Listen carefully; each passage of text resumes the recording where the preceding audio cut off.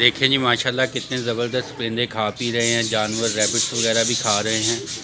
اور اللہ تعالیٰ نے بھی یہی کہا ہے نا کہ تم کوشش کرو، گھونسلے میں پرندوں کی خوراک وغیرہ گھونسلے میں تو نہیں ملتی، کوشش کرنی پڑتی ہے، نکلنا پڑتا ہے۔ لیکن یہاں پہ نظام کچھ اور ہے کہ یہ والے پرندے جو ہے نا، یہ چونکہ پیٹس ہیں، یہ جانور پیٹس ہیں، تو اللہ تعالیٰ نے انسانوں کو ان کے رزق کا وسیلہ بنا دیا ہے، یعنی کہ ہم لوگ ان کے نوکر بن گئے ہیں ایک طرح سے۔ ہم ان کو ان کی خوراک وغیرہ ڈالتے ہیں اور یہ یہیں پہ رہتے ہیں، یہیں پہ اپنا پکا دانہ کھانا سارا کچھ ان کو اویلیبل ہوتا ہے۔ اچھا، ایک اس سے ریلیونٹ ایک چھوٹا سا واقعہ ذہن میں آ گیا کہ وہ ایک آدمی تھا نا، وہ بڑا بیچارہ نا کھانے پینے محنت اتنی کرتا نہیں تھا، کام کاج میں اتنا دل نہیں لگتا تھا، تو اس نے سوچنا یہ کہ کہیں سے اسی طرح سے اس کو کوئی تھوڑا بہت کھانے پینے کو مل جائے، اس کا کوئی نظام چل جائے۔ تو لہٰذا ہوا یہ کہ اس نے ایک گاؤں میں اسی طرح سے گھوم پھر رہا تھا، بھوک لگی ہوئی تھی، تو اس کو کوئی کھانے پینے کا اس کا نظام نہ بنے۔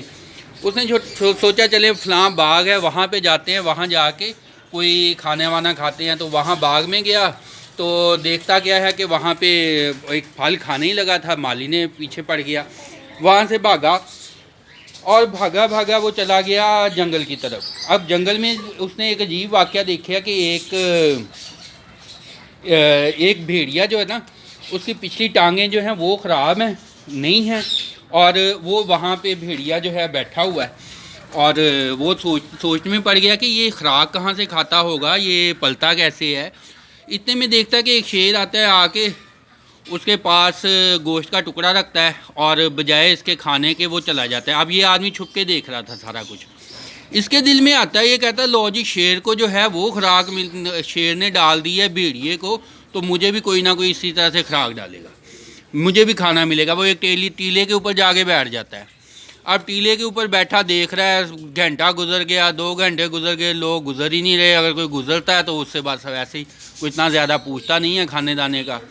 تو کافی ٹائم گزر جاتا ہے، دن اسی طرح سے گزر جاتا ہے۔ اگلے دن بڑا پریشان، بھوک کے مارے برا حال، تو ایک آدمی جو گزرا ہوتا ہے بزرگ سا آدمی، اس سے بات کرتا ہے، کہتا ہے یار یہ دیکھو یہ واقعہ ہوا ہے، اس اللہ تعالیٰ نے بھیڑیے جو ہے زخمی بھیڑیا اس کو کھانا دے دیا، مجھے نہیں کھانا دے رہا۔ تو اس آدمی نے پھر اس کو سمجھایا، اس نے کہا دیکھو اگر ممکن ہے اللہ تعالیٰ تمہیں دوسری بات سمجھا رہا ہو کہ شیر جو ہے وہ کھانا دینے آیا تھا اور بھیڑیا جو ہے اس کے تو مجبور تھا، بے بس تھا، تو تمہاری تو ٹانگیں سلامت ہیں، تو تمہارے لیے یہ سبق ہے کہ تم کماؤ اور وہ لوگ جو بے بس ہیں، جو نہیں کچھ بھی کر سکتے، تم ان کو کھانا کھلاؤ۔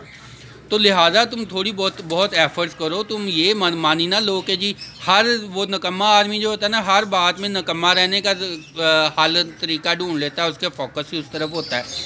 تو لہٰذا سبق اس سٹوری سے یہی ملا ہے کہ ہمیں کوشش کرنی چاہیے، ہمیں دوسروں کو دینے والے بننا چاہیے، لینے والے نہیں بننا چاہیے۔ کوئی نہ کوئی طریقہ، کوئی نہ کوئی ایفرٹ، کوئی نہ کوئی کام ہیلا کریں گے تو وسیلہ اللہ تعالیٰ بنائے گا۔